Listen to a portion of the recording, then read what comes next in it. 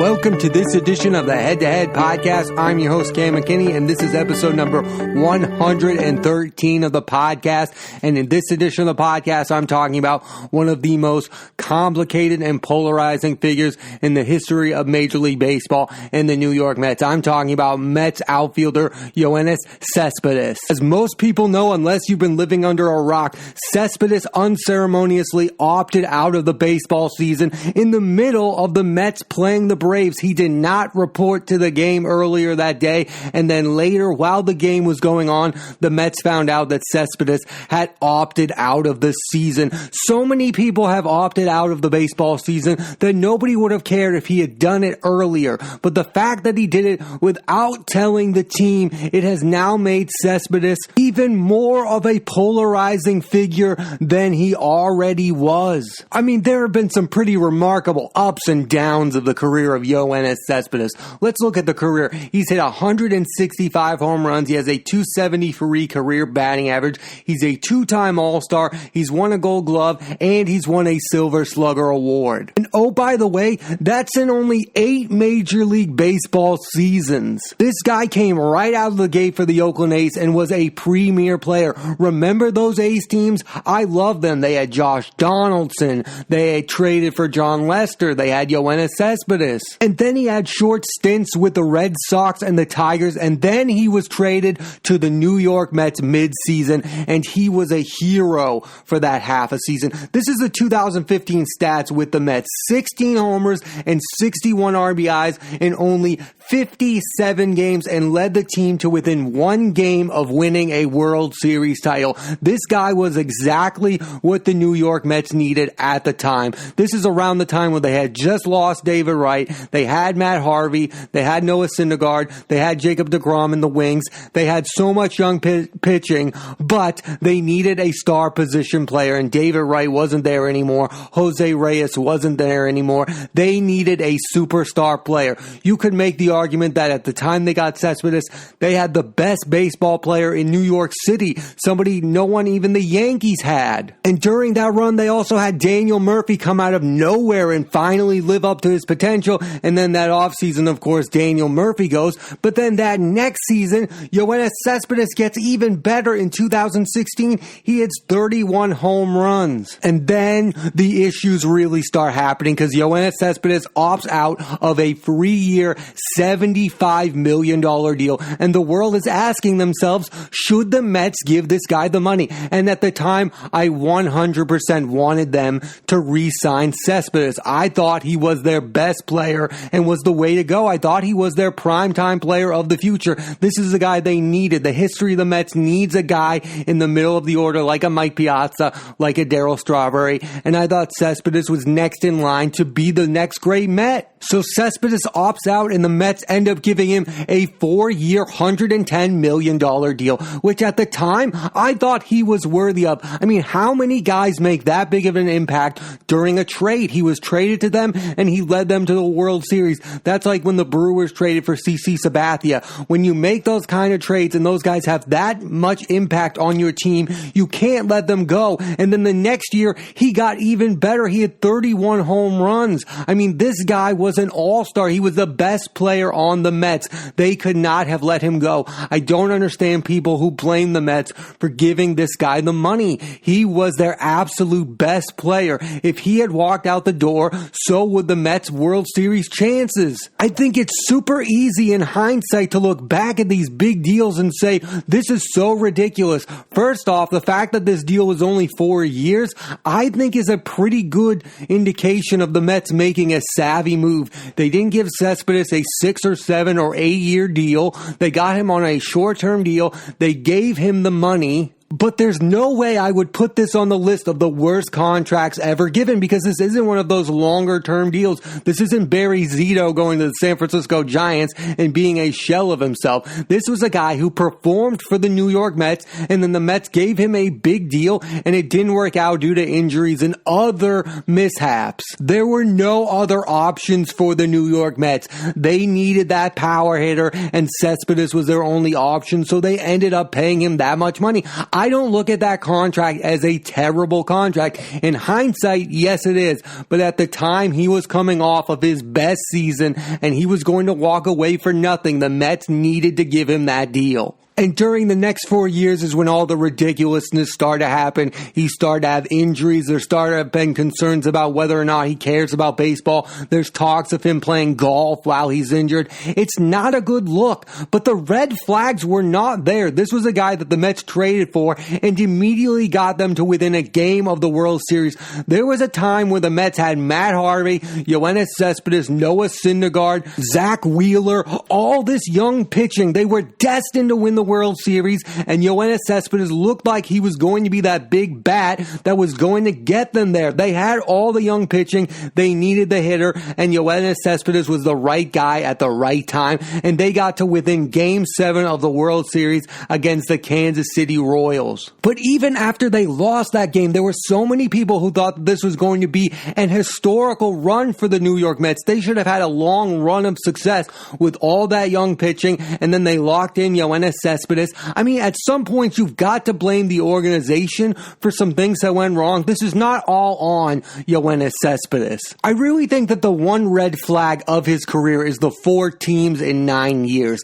That's a red flag. I mean, he was good in Oakland. Why did they give up on him? Then the Red Sox get him, and then the Tigers get him, and then they immediately ship him away. I mean, this is a guy who looked like to be a building block, a prime-time player, yet teams moved on from him. Defense of Cespedes, he's not the first Met of this era to not get along with the team or the media. I mean, think about all the Mets issues during this era. The Matt Harvey incidents, the Noah Syndergaard back and forth with the organization. The Mets have not gotten it right culturally within their organization. 3 of their top 4 players of this era have not gotten along with the team. Cespedes, Syndergaard, and Matt Harvey. Jacob deGrom seems to be the only happy camper amongst that group of players. I mean, some people have to look at that and say that's the biggest red flag of them all. The Mets are not doing enough as an organization to keep their house in check. They're not. There's so many incidents within this team. We know way too much about this team. Yes, it's partially on Matt Harvey, it's partially on Noah Syndergaard, and it's mostly on Cespedes, but the team is not doing enough to protect their star players. You're not hearing this news about Aaron Judge. You're not hearing this news about Gleyber Torres. You're not hearing this news about Giancarlo Stanton. They're getting along with their organization. The Mets have not been getting along with their star players for the past decade now, since maybe David Wright and Jacob deGrom. They get along with him because they paid him. But again, Noah Syndergaard has had so many issues within the organization. Matt Harvey, it ruined him. Again, that was the media and the organization. And now with Cespedes, he's opting out of the baseball season partially due to COVID, but some about the money and about where the team is headed. He's looking at that team and saying, wow, I don't like the direction of this team. If Cespedes were the only Met of this era to have a problem with the Mets, I would probably be more mad at him, but he's not. There's so many other names who have had issues with where the organization is headed. Again, Matt Harvey, how did that not work out? Noah Syndergaard doesn't get along with the team at all, has demanded trades in the past, and now Cespedes. Other baseball teams are not having the same amount of issues with their star players that the Mets are having. That's the red flag, is that the organization is not very stable at this point. And my fear is that you're going to have some of the same issues with Pete Alonso, their star player who broke a rookie home run record. Down the line, is he going to want to be a member of the New York Mets when he's seeing all the instability of the organization? I mean, this is a team that just named Carlos Beltran as their manager, and then when the stealing scandal happened, they had to fire him right away. Not a lot of right has gone with the Mets this past decade. Not a lot of good. And for a while, Yoenis Cespedes was a huge good that happened. He fell on their lap. He became their star player and got them to within a game of winning the World Series. So while I get that he's the villain of the moment, I don't think he's the only one who had issues within this organization. Again, Matt Harvey, Noah Syndergaard, and Cespedes, they've all had issues with the Mets. It's a Mets problem more than it is a Cespedes problem. You have to look at it and wonder, why is Jacob deGrom the only one that's happy being a New York Met. They developed so much young talent. Again, Matt Harvey, Noah Syndergaard, Zach Wheeler, all that young pitching, and Jacob deGrom is the only one who's still there and still happy. Syndergaard's there, but he's probably on the way out soon. Yoenis Cespedes is gone. Why was no one happy being a Met during this era? That's something that we need to look at and wonder why. And I think the reason why is the instability of the organization. It's an unstable organization. They need to start modeling themselves like the Dodgers and like the Yankees, become more stable and contend more. Again, 2015 World Series within a game. 2016, they're good. These past few years have been an up and down roller coaster. Going back to Cespedes, though, we love to characterize athletes as good, great, or bad. And Cespedes is in this weird in-between of I don't really know where to categorize Yoenis Cespedes. I think for a year or two, he was a superstar, but his run was so small. I mean, he has an 8-year run of being a productive Major League Baseball player, and then due to injuries, he's no longer that same guy. And now because of those controversies, that's all that we think about when we think about Yoenis Cespedes is the controversies. We're going to think about the guy who played golf when he was injured, and we're going to think about the guy who left his team in the middle of a pandemic without telling anyone. When Mets fans name their favorite Mets of all time, it's probably going to be a long time before they list Cespedes, but to me, he was an entertaining player. I mean, this guy had a rifle of an arm. He was a power hitter. He was that primetime player that the Mets needed, and he led them to within a game of winning the World Series. And there is a part of me that thinks if that guy didn't get injured, the Mets would have been contending for longer than they did, because at the time, he was a superstar player. I mean, the Mets have been riddled with injuries too. They've had their issues. Syndergaard, and of course the David Wright injury. How different would Mets history be if David Wright had been healthy most of his career? He might be a Hall of Fame player, and the Mets might have been able to finally win a World Series since 2000. I mean, for as bad as the Mets have been, they've also been crazily unlucky. I mean, David Wright was a franchise player who was on a Hall of Fame path and was probably on the way to becoming the greatest Met hitter of all time, and then he gets injured and he's never the same again. I think another thing you can't criticize the Mets for doing is not re-signing Daniel Murphy. I think there are some people that think that they should have picked Daniel Murphy over Cespedes. Daniel Murphy leaves the Mets and then becomes one of the best hitters in the National League for the rival Washington Nationals. I mean, that really hurt me at the time. Daniel Murphy was coming off a 2015 World Series where he looked like an October hero, and the Mets were probably like, this guy won't maintain that success. And then he goes to the Nationals and becomes a 300 hitter and becomes one of the best hitters in the National League. I mean, his run of being a productive player has outlasted Cespedes. That's the funny part. The sad thing about Yoenis Cespedes is all the good that he did for baseball is now going to be erased. I mean, again, 2015 got the Mets within a game of winning the World Series. This guy randomly won 2 home run derbies. Not that I really care about those, but that is something that he accomplished. There are good times and bad times with Cespedes, but I think most fans now will remember the bad times. He's basically erased all the goodwill he had within the organization. Again, if he had just opted out of the season, told the team before the season began, nobody would care that Yoenis Cespedes is not playing. He was coming back from an injury. We all would have been like, yeah, that kind of makes sense for Cespedes to take this year off, recover, and then come back next year with a new team and try to solidify his spot within baseball. But now he's completely tarnished his reputation, and his future in baseball is shrouded in mystery. What team is going to take a chance on a guy who's not going to work well with his team, not even going to tell them when he's going to leave them during a pandemic? It's not a good look right now to abandon your teammates during this time. I don't know if this is a fair viewpoint or not, but there's so many people out there that think the Mets desperately needed Yoenis Cespedes. They needed that big bat. There were so many people depending on him to become that primetime player again and lead the Mets back to the promised land. Again, whether or not they're living in denial that he's not that same guy, there There were so many Mets fans, and the Mets themselves were depending on this guy to return to form. And the fact that he just ups and leaves them is going to drive a ton of them mad. And again, it's going to ruin his reputation. This isn't just some guy leaving the team. This is somebody who all these people think of as the savior of the 2015 Mets.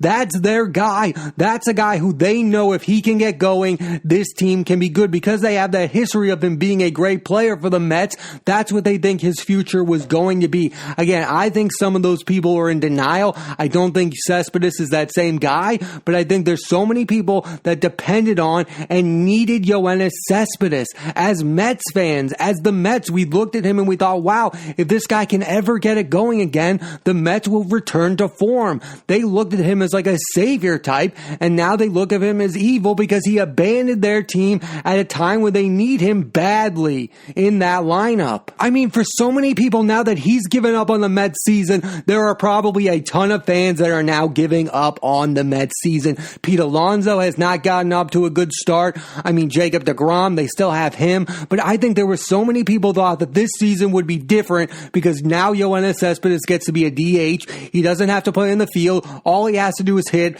This season could be magical. And again, it turned bad like most things with the Mets during this era. I also feel like there's just a group of people who are in a denial of where the Mets are right now. Yes, they have Pete Alonso, one of the best hitters in the league. And yes, they have Jacob deGrom, one of the best pitchers in the league. But they're full of a bunch of guys. They were relying on a bunch of guys who aren't the same guys that they used to be. Robinson Cano comes to mind. Robinson Cano, me growing up, Robinson Cano was one of the best second basemen I've ever seen. He was great defensively, and he was a monster hitter. He's no longer that same guy, and now he's getting regular at-bats with the Mets. That's what the Mets are to me. They get these guys, and they're not those same guys, and you're expecting Robinson Cano to produce for you? That's not going to happen, and the same thing with Cespedes. Even though we saw him do great things in a Mets uniform, I don't think that was going to happen this season. He was going to be a shell of himself. It didn't hurt that he hit that walk-off home run